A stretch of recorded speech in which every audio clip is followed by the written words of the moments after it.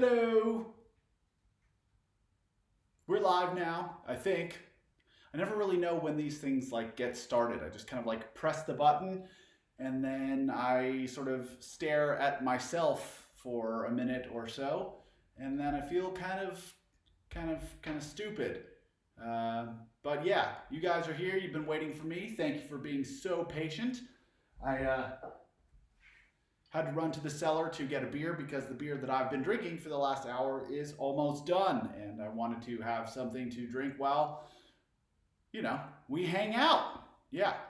So hope I'm coming through loud and clear. Can everyone hear me all right? Yeah. Ooh, excellent. You hear me. Cool. That is a very good sign. As many of you know, I've been having a lot of problems, or I had a lot of problems with my internet connection because I live, yeah, on the countryside in the middle of fucking nowhere. And yeah, our internet was not the best and made live streaming pretty difficult. But now it looks like it is all up and running, and that is a great relief to me because I really enjoy live streaming, and my my I kind of owe it to my patrons to do it too. So yes, there's that. All right, so let's just kind of jump right in here. Loving the Clockwork Orange shirt. This is actually not a Clockwork Orange shirt. It is actually a Catwork Orange shirt that is made by me and my partner. We have a company called Close to Human Clothing, and we make badass cat shirts, and you can get those at closetohuman.com. Wow, look at that. Only a minute and a half in and we're already plugging stuff. But what am I actually here for? I'm here to plug my brand new single. Yes, because it is almost Halloween, I decided to drop, or let's go back. Because it is almost Halloween, I decided to get into the spirit a little bit early and do a cover of one of my favorite Halloween songs, Pet Sematary by the Ramones. And yeah, that's going to drop in 6 days. Six? That's the first. Let's do the math. Yes. Drops in 6 days. And what I need from all of you guys is to pre-save the single on Spotify. If you were on my live stream yesterday, then you are kind of familiar with the spiel. The spiel is that in 2020, the most important metric in the music industry are Spotify pre-saves. Bands that are typically 2, 3, 4 times bigger than Aesthetic Perfection can only dream of getting 1,000 pre-saves on Spotify, but we have managed to hit that goal with the last couple of singles and the last record, actually, which is a huge achievement and just gets me, a little more clout in the music industry. And so, if you would do me the biggest honor of all time, go to the link and pre-save the song. Yeah.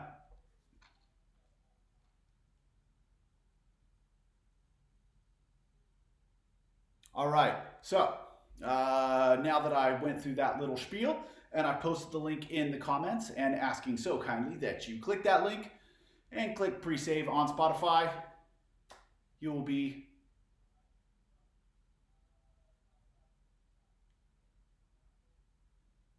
I think my wife is watching the live stream in the other show because in the other room because I can hear this delay, and it is totally weirding me out. But it's okay. I will turn my brain off for that. All right, here we go. I will start answering your questions, and I will start drinking my beer. Somebody asked already, what beer are you drinking? This is Austria, so you don't really get much other than Märzen. Märzen is a very, very popular style of beer here. And that's what I'm drinking. And then I've got another kind of Märzen here. This is Zipfer Märzen. This is Gösser Märzen. Zipfer, Gösser. Zipfer, Gösser.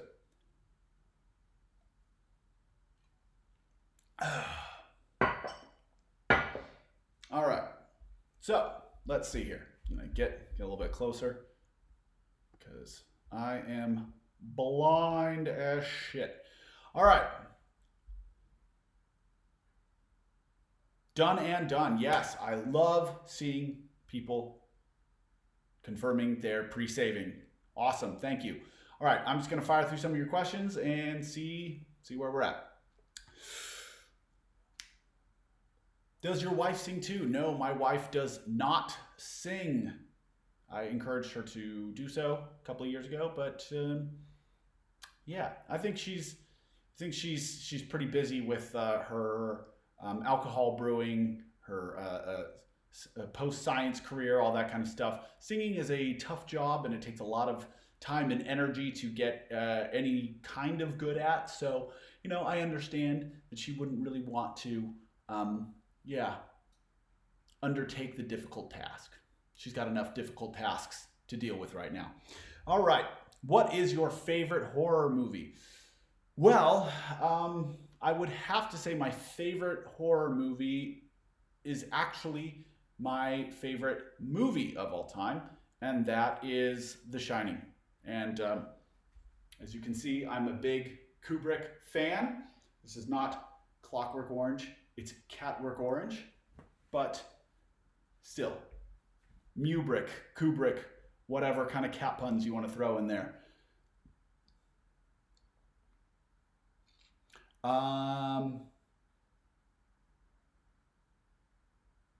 Wait, why did I get lost? What was I talking about? What is wrong with me? I got enough sleep last night. I shouldn't be so spacey, but I feel a bit spacey. Maybe it's because I'm standing. Here, I'll sit for a second.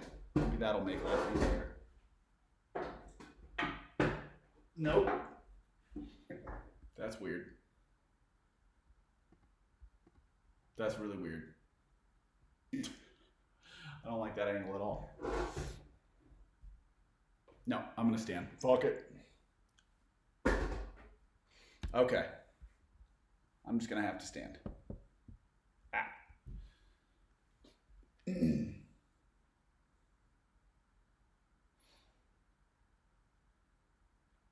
I thought that was your wife singing on Big Bad Wolf. I think you're talking about the My lover, what have you become? No, that's me. I just had her kind of mouth it in the video.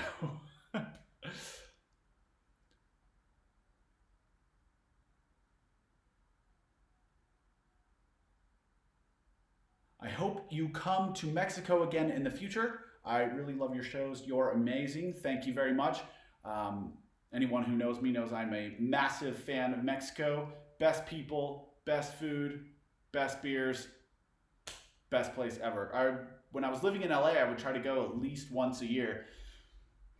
In Europe, moving over to Europe, I knew that it would be a little bit more difficult to get over there, but I didn't really predict this pandemic thing. So I'm really hoping that I will be able to travel back there sooner than later.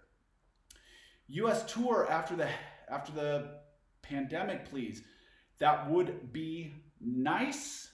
We are in talks with our booking agent about possibilities, but I think that things are so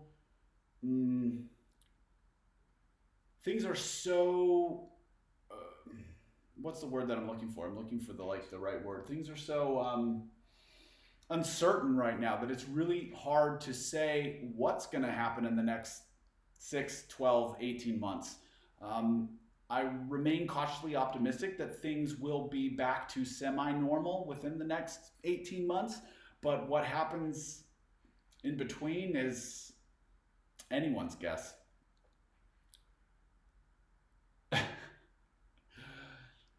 Thank you for the 1,000 rubles. I'm sorry that I don't have a duvet behind me. This is one of my Russian patrons who we were discussing earlier about why Russian people always have duvets on their walls. Didn't really get an answer why they do it, but I think it's kind of cool, a little stylish. All right.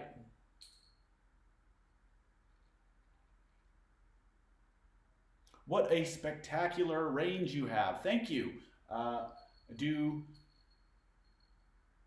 the cat just stole something off of my desk and is playing with it. I think she doesn't like being ignored. I'm very sorry, Mara. I will play with you.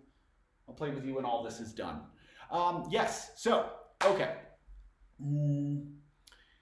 I work very, very hard on my singing constantly. I usually do like an hour to 2 hours a day of solid singing with, one or two breaks on the weekend just to give myself a rest. I actually realized that I was going too hard the last couple of weeks, and I realized that I'm tired, so I'm going to give myself a few days off. But singing is something that I really, really enjoy. I never kind of considered myself super into any specific instrument, but when I kind of went down the rabbit hole of singing technique and all that kind of stuff, I found that it was something that really resonated with me, and I enjoy it a whole lot more than I thought that I would have when I started, because I didn't really think that singers needed to know how to sing back when I started.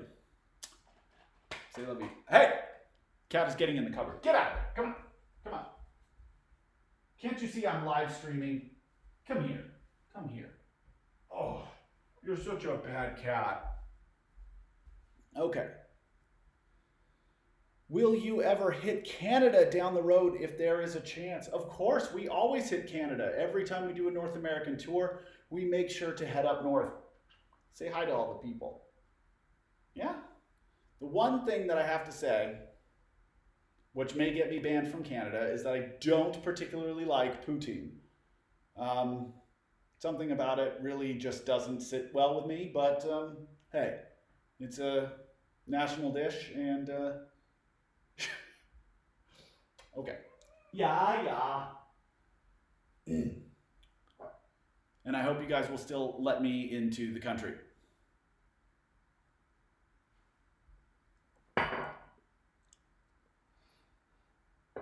All right. So now the Gusser is gone, and now I can move on to Zipfa. I think somebody asked what the best beer is. I noticed that you were German and you had something to say about the best beer being German. I actually think the best beer is, let's say, like best old world beer. It's Belgian. German beer, because of the Reinheitsgebot, tends to be a little samey, a little boring. I mean, don't get me wrong, I like a good Märzen, but I'm American, and so craft beer is really kind of like my jam. I love things like hazy IPAs and like pine infused saisons and all that stuff. So yeah, I think the very standard kind of beer selection gets a little bit boring after a while, but I'm also really into biodynamic wines. I think that the really funky flavors and like cloudiness just speaks to me in a way that, I don't know. I mean, I like all wine, but I think it speaks to me in a very artistic way, because it feels like it's going against the grain of what is supposed to be. The way it goes against the grain of the way that people think wine is supposed to be, and I think that that's really exciting, and they come up with a lot of awesome flavors, and I want my beer to be the same way.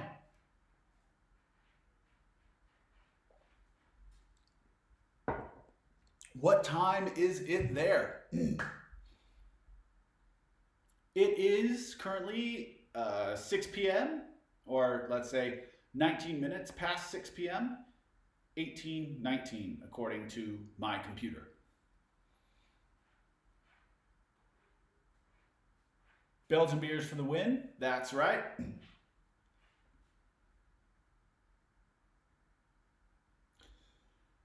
I remember in Germany you couldn't perform because of your voice, and you did it later. I wondered if there's an insurance for this case, or if someone lose money on this.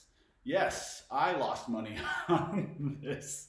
I think I lost 10,000 euros because I got sick.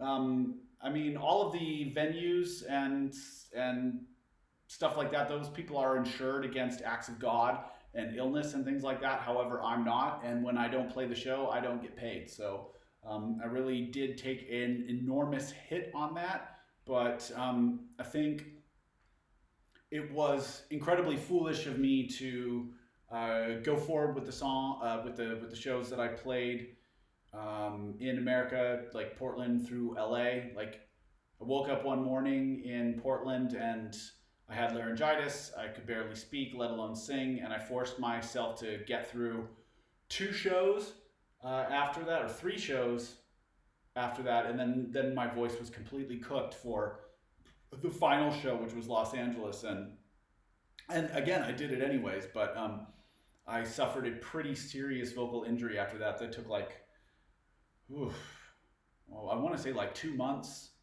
of not really singing to properly heal, and then I had to work with my vocal instructor to basically relearn how to sing. It's like start from scratch, like sing just really simple scales and things like that in order to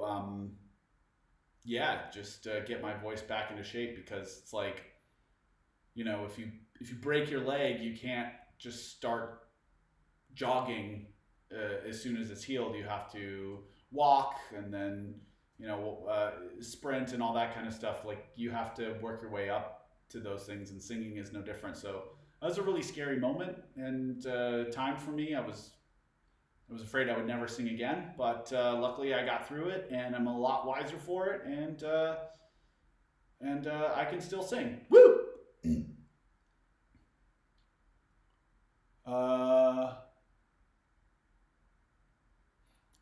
Gift design video to Pet Sematary. Will there be a music video for Pet Sematary? No, there's not. It's pretty hard to make music videos given the current circumstances, current state of the world. However, I did commission an amazing piece of artwork that features me and my cat Mara as zombies, and I got that from an amazing Argentinian designer and illustrator, and that is the cover art. And then it was animated by my good friend Sam Pancake, who is an insanely talented creative director. So actually, this is as good a time as any to mention that we have limited edition t-shirts that feature this amazing piece of artwork. We have them in unisex and ladies cuts, and those are available for a limited time in my store. I just dropped the link into the chat, and you can grab that shirt between now and October 31st. That means on November 1st, these leave the store forever and you cannot get them ever again. But I'm super stoked on this design. I'm super stoked on this cover. And if you are just joining us, look at that. We've got twice the viewers that we had right when we began. If you are just joining us, we are here to actually talk about the brand new single, which is a cover of Pet Sematary by the Ramones.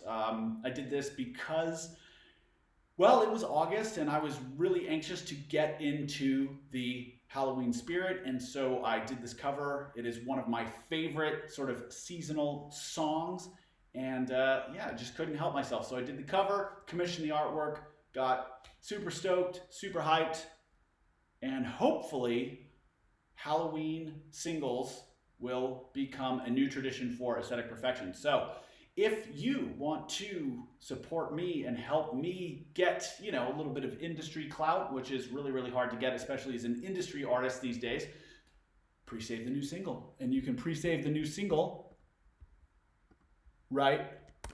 Boom. Here. Now, obviously, any way that you want to support me is incredibly, I appreciate incredibly. But the most important metric in the music industry in 2020 is Spotify streams and Spotify pre-saves, because, well, most listeners today are what are referred to as casual listeners. They don't actually care about the music or the artists that create it. And the way that the industry gauges whether or not an artist has real fans, those are the people that will actually take an extra 1, 2, 3 steps to save an artist's creations, that somehow demonstrates that they are a real fan and that the artist is somehow worth investing in or caring about or putting on the radio or uh, uh, uh, putting into their playlists or whatever these industry people do. I don't really understand. I'm not a part of it. But what I do know is that pre-saves are incredibly important, and if you guys do that for me, I know it's asking a lot, it would mean the world to me, and you would actually be helping me quite a bit.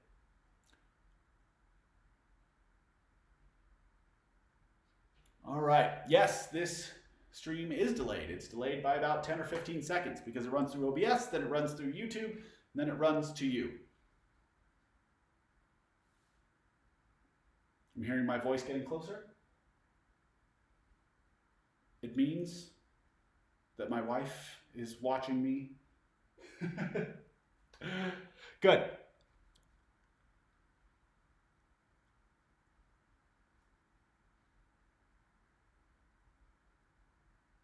All right, Halloween singles are an amazing idea.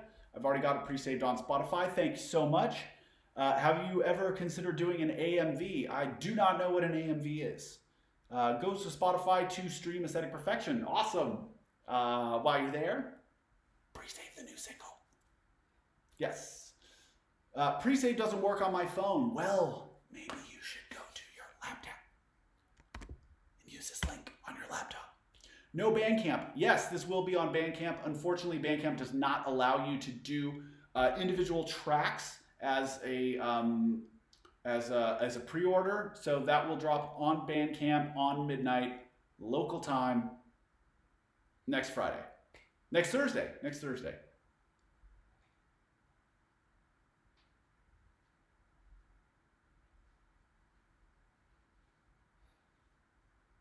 Okay, anime music video. I've never really thought of that because I think for me it's like music videos. If I'm going to make one, I don't really want to. If I'm going to make a music video, I want to go all the way, right? Like I want to create a piece of art that complements. I want to create a piece of visual art that complements the music that I've created, and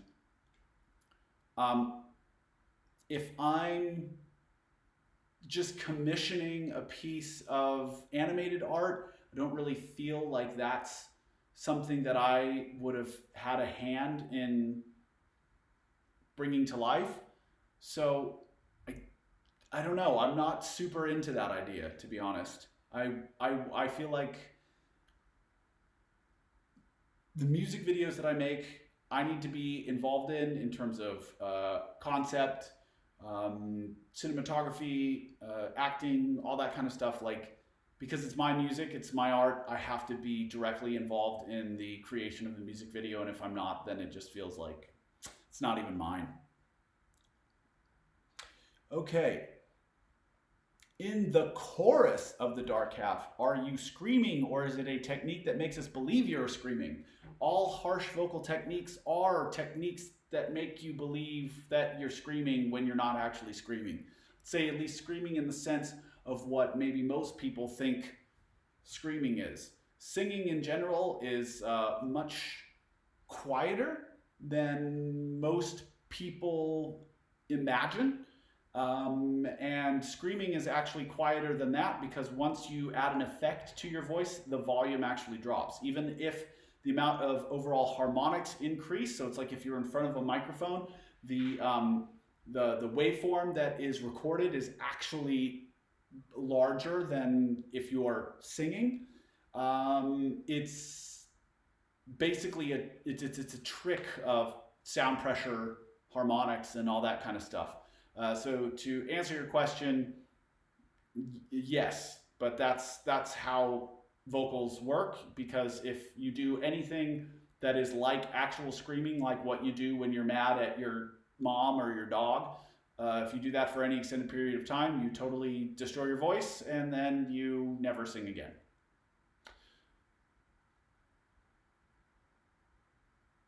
I'd love for you to do a remake of Dawkins' Dream Warriors and dress as Freddy Krueger. I don't even think I'm. I don't even think I'm familiar with that song. I'll check it out after the live stream. Would you rather us get the song on Bandcamp or through Google Play? Well, obviously, Bandcamp is a much more artist-friendly platform. That means that they only take a 15% cut of the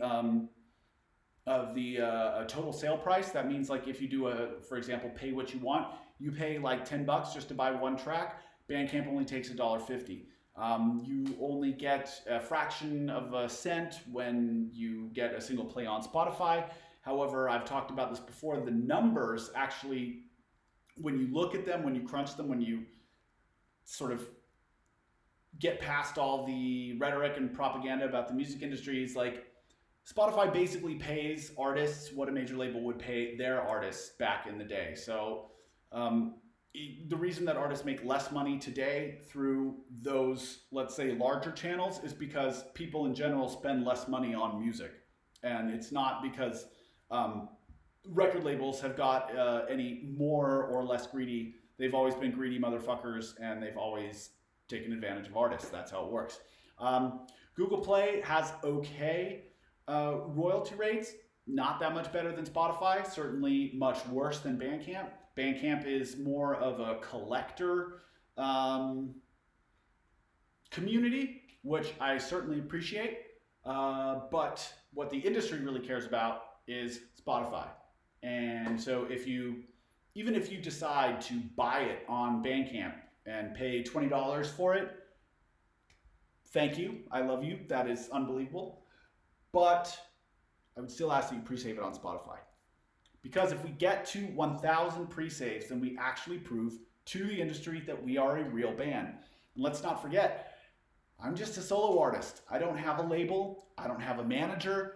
I've got a couple of booking agents, but that's really it. I mean, like, this whole operation is all me. Like, I don't have any clout. I don't have any weight to throw around to get on Spotify playlists or get considered for, movie licensing deals or anything like that. It's just all me. So the more that you guys support me through the platforms that the industry uses to gauge whether or not an artist is worth taking notice of, the better. Do you do the storyboards for your video clips?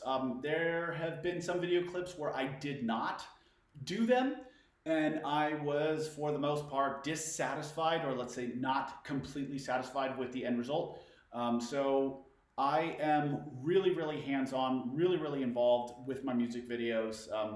Obviously, like, I've done my own videos in the sense where it's like I've been the director and editor and all that kind of stuff, and I kind of realized that if I wanted a professional product, like, that wasn't possible because there's only so many hours in the day, and it's difficult to be great at a million things. Like, I'm never going to be a great guitarist. I'm never going to be a great music video director or editor, but I can certainly share my ideas with somebody who is an accomplished cinematographer and director and editor, and work with them to help realize my vision as best as possible. Savage Cheer says, nice shirt. Thank you. I love this shirt. Do you know what this shirt is? This shirt is a cat work orange. See how it's a cat, but not a person? This is my clothing company with my partner Sam Pancake, who actually helped me with the creation of the cover art for Pet Sematary. And you can get this design at closetohuman.com. And if you use the code NOTKITTING at checkout, you get 20% off your whole order. Just saying, just putting that out there.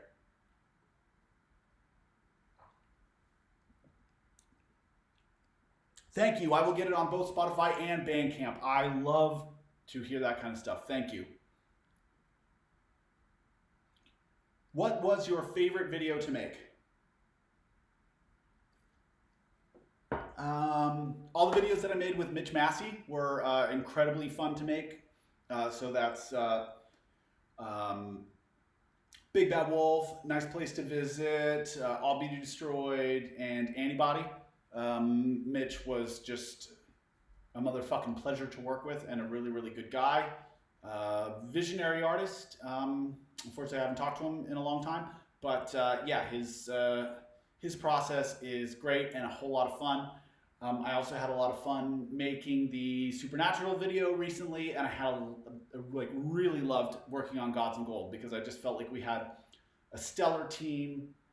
Just you know, people who are just at the top of their game in terms of makeup, cinematography, direction, editing, just like everything that was just like that video fell perfectly into place. It was awesome.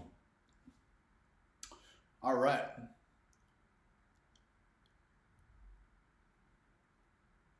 Do you create a melody inside your head and then transfer and record it to your keyboard, or are you like me and you play around on your keyboard until something creative comes out? It's sort of a mixture of both of those things.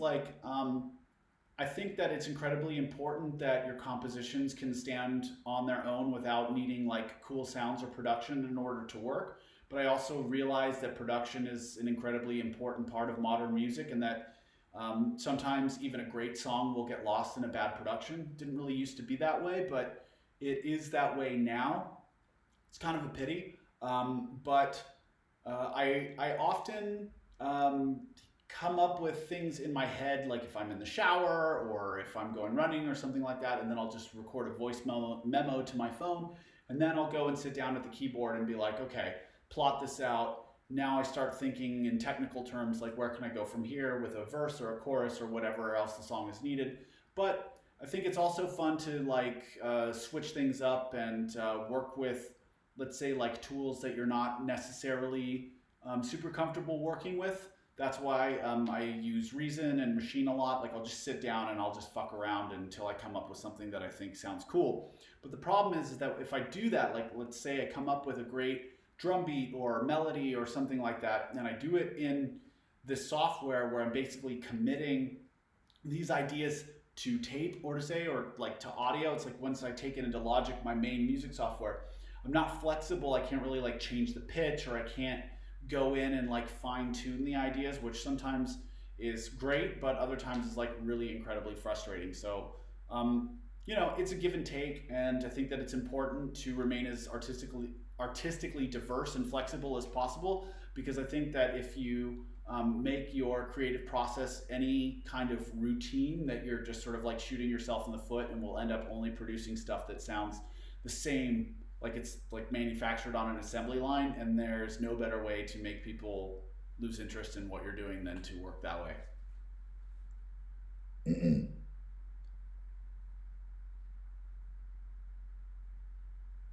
Do you compose in the bath? I mean, I compose everywhere. I'm always composing. I've got like notes on my phone, like text notes and audio notes and all that kind of stuff. I'm always writing. Like I always think that, or I think that if you ever stop trying to be creative, that you might miss out on some fantastic ideas.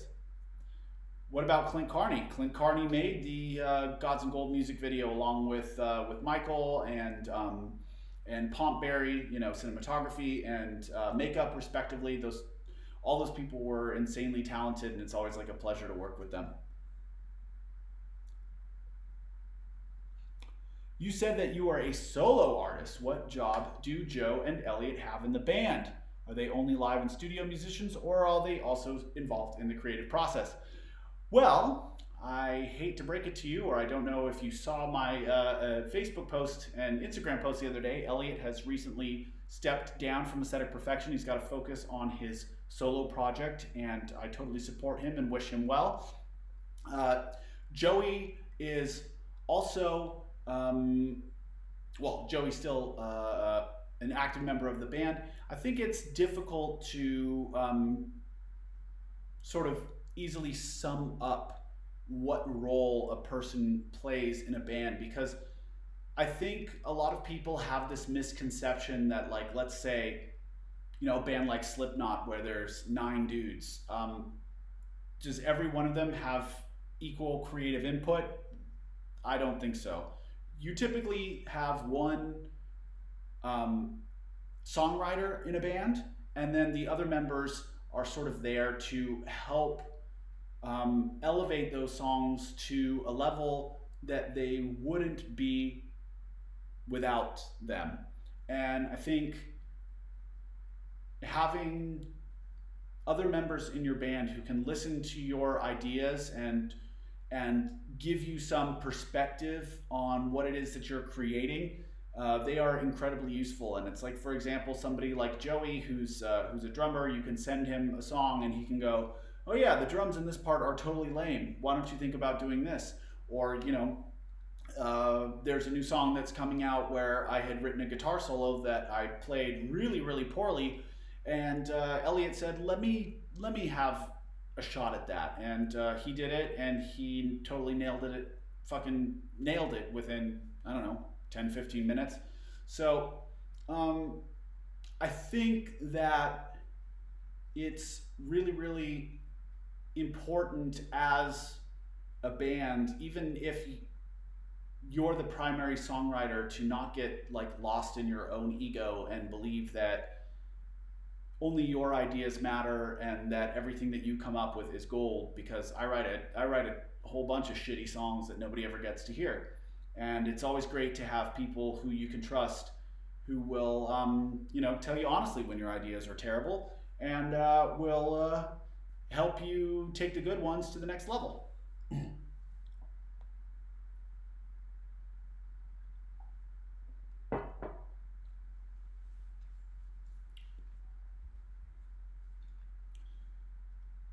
Do you have some ideas for songs because of the current moment that we are living in? I have never been more creative in my entire life. Like, I think I've written probably something like 20 songs since lockdown, maybe even more. Um, I've got so much new material, I barely even know what to do with it. But if you sign up for my Patreon, you will get sneak peeks into those songs and all the kind of crazy shit that I'm up to. And if not, then you're just going to have to wait and see. But I promise that I am anything but lazy right now. What songs or bands have you been enjoying lately? Mm. Most of what I've been listening to is ballads from the 80s and 90s. So, like Hart and Brian Adams and Roxette. Yeah, that's great stuff. Um, I think it's because, yeah, oh, and Meatloaf. Oh my God, Meatloaf. Yeah, I think it's because I have this perverse fantasy of one day making a rock opera, but that's neither here nor there right now. The point is that that's pretty much what I listen to at the moment. Before that, I was on a severe goth kick, so I was listening to like um, Bauhaus, and ironically, I only recently discovered. Why am I spacing on this? Of course, I'm spacing on their name. Um,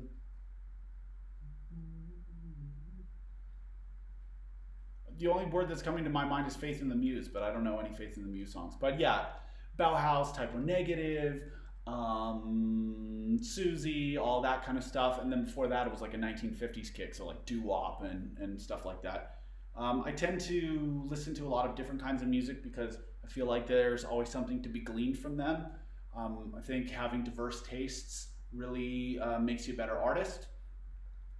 And it gives you a whole lot more to steal from because most artists just steal their good ideas, but if they're smart, they steal them from people who are not in their genre.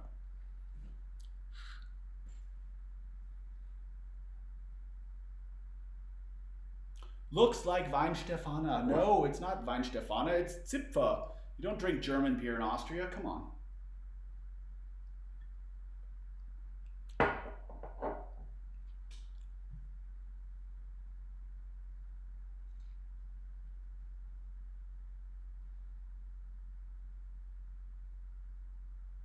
Will you ever do A Typo Negative cover. Um, I don't know. Maybe it was funny. I never really liked Typo Negative until just this year. I think when I was a kid, I didn't really appreciate them. I only wanted like kind of industrial metal stuff.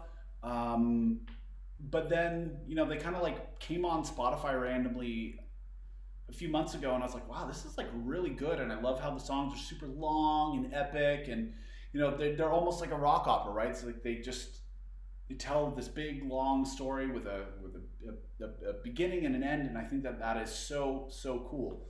Um, and then I also realized that Christian Woman is essentially Blue Monday. Like the the melodies and the chord progression, it's fucking Blue Monday, and I was like, no wonder I like this. Oh, look, new questions. Does Pet Sematary have any relation to Stephen King or the Ramones? Yes, absolutely. Because it is Halloween season, I decided to do a cover of one of my favorite Halloween songs, and that is Pet Sematary by the Ramones. And yeah, I'm hoping that this whole like Halloween single thing becomes a tradition where it's like every year you guys are like, what song is Daniel gonna do this year? Because last year was so cool. That's what I'm hoping. And if you are not familiar, then please do me a favor. Click the link that I've just dropped into the comments section and pre-save the new single. Pre-saving is so important for artists like myself right now, indie artists that don't have any other way of getting on the radar of people in the larger music industry. No hope of getting on any kind of like Spotify playlist or anything like that. 1,000 pre-saves is the golden motherfucking number, and bands that are like 2 or 3 times as big as Aesthetic Perfection never reach that, but I believe that we can do it because we did it last time, and we're gonna do it again.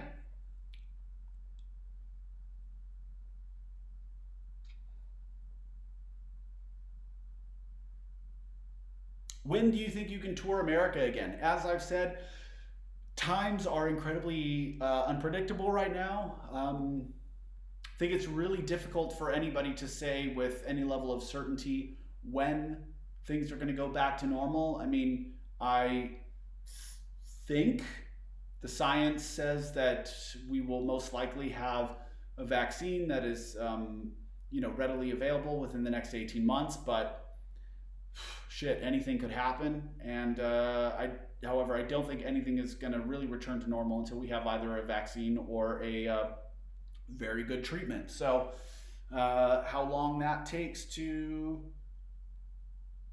take effect into the world is anyone's guess. And I'm not a professional. I'm just a musician who likes beer.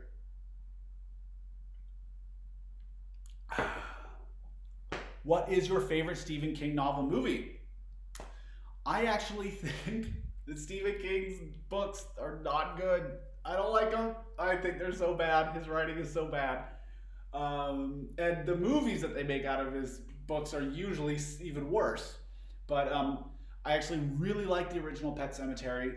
The Shining is my favorite movie of all time and is, of course, like an adaptation of a Stephen King book. But Stephen King does not like the Kubrick adaptation of, his novel, which is fine because I understand people don't like other artists messing with their creations. But then he went and had NBC make that miniseries with whatever that dude from Wings is. And he somehow thought that like that was what The Shining was supposed to be. Ugh, sorry. Beer makes you burp, but yeah. That's not a good. That is not a good adaptation of anything. So yeah. I also think that Christine may be the worst movie I've ever seen ever, and I just recently watched it because I don't know. I was feeling somewhat masochistic, and I watched that and I was like, this is truly terrible. It's like it's not even a.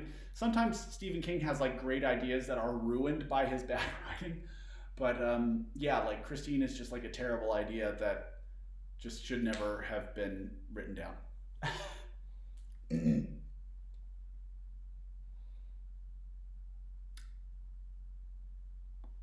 This is a very funny question. Would you come to Mexico if you got the chance?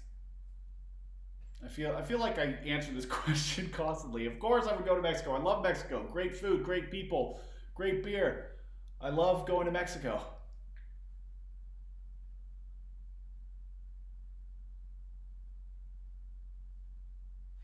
All right. Read Dickens, kids. Yes, please read Charles Dickens. I love Charles Dickens, especially Tale of Two Cities. I also really love. Um,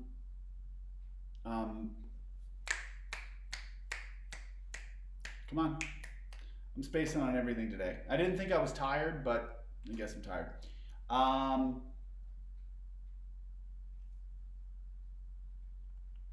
Great Expectations. Yes,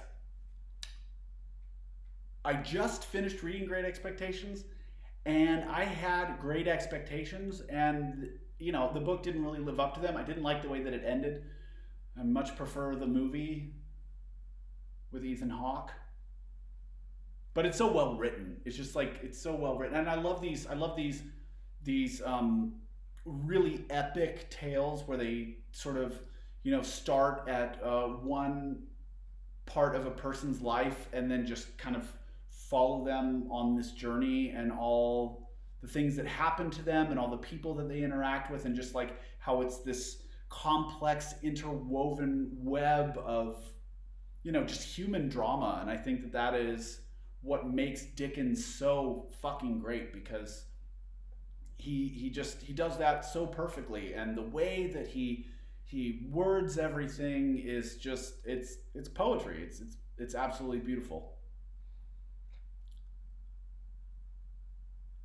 Low blood sugar can cause being spacey. Have you eaten today? Yes, I have. I've also been drinking. Hey Dan, do you have any new tattoos planned? Of course I do. I'm actually gonna go to Germany um, and get a socially distanced tattoo next month. Finally starting on my chest piece. Been looking forward to that for years. I wonder if you've ever visited Canada. I mean, we just talked about this, but I must reiterate that I love Canada, and every time we do a North American tour, we work our way up north. However, I may not be allowed back into the country because I have finally admitted publicly that I think poutine is disgusting. It is really, really nasty. Please don't make me eat it. Please let me back into your country. Good, that's settled. Do you have a favorite musical? I don't really, and that's kind of the ironic part of, or that is the ironic thing about the fact that I want to make like a rock opera, is that I'm not really well versed in musical theater. So if you guys have any recommendations of musicals that I should check out or that I might enjoy, please let me know. Um, I just mostly kind of think about rock operas as like albums and things like that, but I would much prefer to understand musical theater on a much deeper level before I begin such an endeavor. But something like this is years away. But I always try to kind of think of my big ideas and how realistic they are and what kind of timeline is realistic for achieving them. So this is something that I would want to do right now. I'm working on a whole bunch of other things that I've been dreaming of. You can find out about them if you're on Patreon, that kind of thing.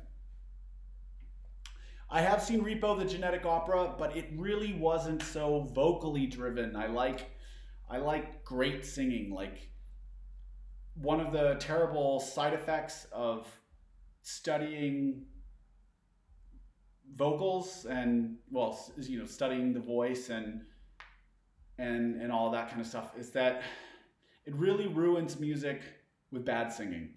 So like, I'm kind of at this point where if somebody isn't just an absolute, just powerhouse vocalist, I can't even listen to it. I almost hate it. Sucks. All right, here we go. Sabotage, okay. Jekyll and Hyde, okay.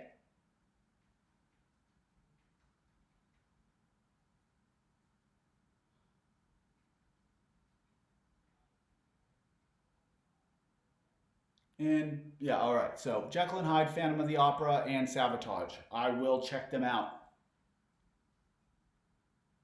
Hair. Oh, look at all these people with their musical theater like interests. Did not really expect that out of my audience, but hey, awesome.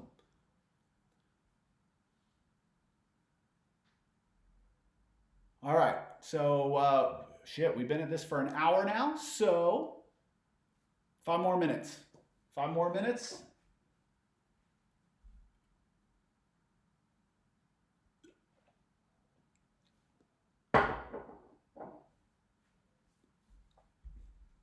What about Little Shop of Horrors? I keep hearing Little Shop of Horrors is cool. All right. Avenue Q. Man, look at all you guys. You're like really passionate about this musical theater. Like, I love it. It's so cool. Now I'm going to have to check out all of these. And so I don't forget, please do me a super big favor. And after you pre-save the new single, just drop me an email or a PM or a DM or whatever you kids are calling it these days on social media and let me know which musical theater I should check out. Will you ever write a book on your music? Maybe. I have thought about writing some kind of novel in one form or another. Not sure if it would be fiction, not sure if it would be biographical or autobiographical. The problem is that like part of my artistic philosophy is that artists shouldn't have hobbies. I think that you can only be good at so many things. And once you start trying to spread yourself too thin, everything that you care about begins to suffer for it. And I started to realize that when I wanted to direct and edit all my own music videos. I realized that I wasn't a great music video director or editor, and if I wanted to be great at it, I would need to dedicate years of my life to it. And I knew that my music would suffer for it. So I decided that I would focus on the things that I care most about, the things that I am best at. So singing, songwriting, producing, those are the three things that I do. I don't particularly feel like I do anything else.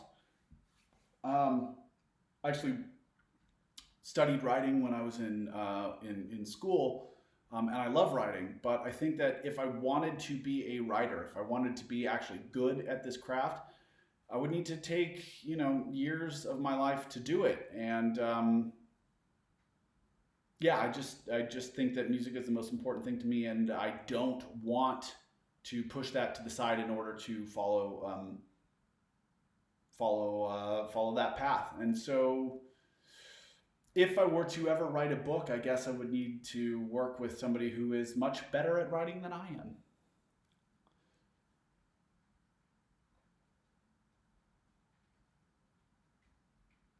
Are you into nonfiction reading as well as fiction? Yes, I am like super into The Expanse right now, which is ironic because I've never really been a science fiction fan. But my brother-in-law just got me the book because he thought that I would like it, and it was funny because he gave it to me, and I was like, "Oh, thank you." And then I'm in my mind like, this isn't really like what I read, but okay, he thought I would like it. I'm gonna give it a shot. And so it took me a couple of weeks to finally pick it up because I was probably in the middle of reading Charles Dickens or something like that. But like I picked it up, and I think by like page 15, I was totally fucking addicted, and I powered through 4 books in the last half year. And these are not small books, and it's like every book is like that. So um, yeah, I really really love The Expanse. I really really love Charles Dickens. I love but I also do love nonfiction.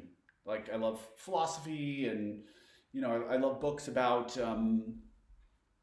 how about psychology and how people work. Really kind of helps give me an insight into my own mind, and how to be a better um, communicator, all that kind of stuff. So yeah.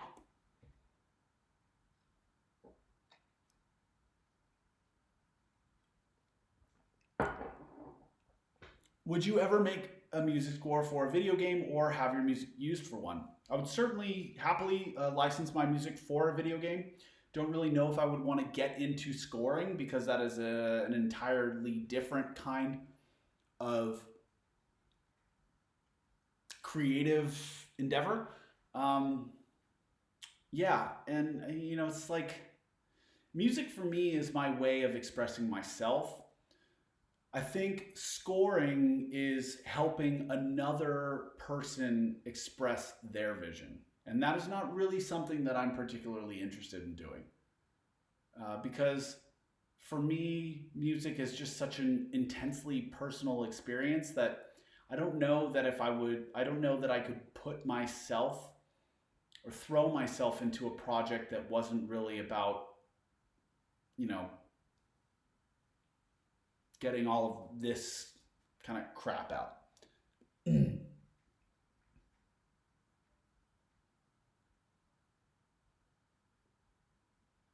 Will your remakes that you just released be available on Spotify or available to buy?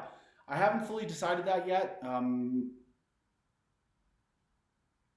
would like the seller sessions to be available. It's just kind of like it's such a big undertaking, and I didn't really expect this kind of response. And to be honest with you, it's like if I don't release it right now, then the all of the hype is going to die down, and people won't really care about it anymore. So yeah, I just got to figure out whether or not it makes sense to invest my time and energy into that. So we'll see.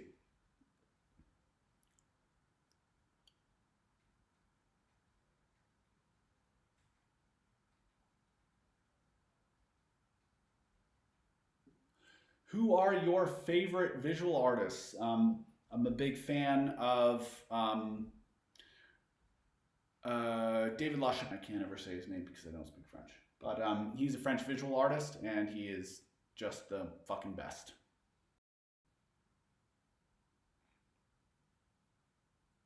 And okay, good. Eric von Daniken. Yeah, that's absolutely. Uh, that's fantasy. Okay, guys.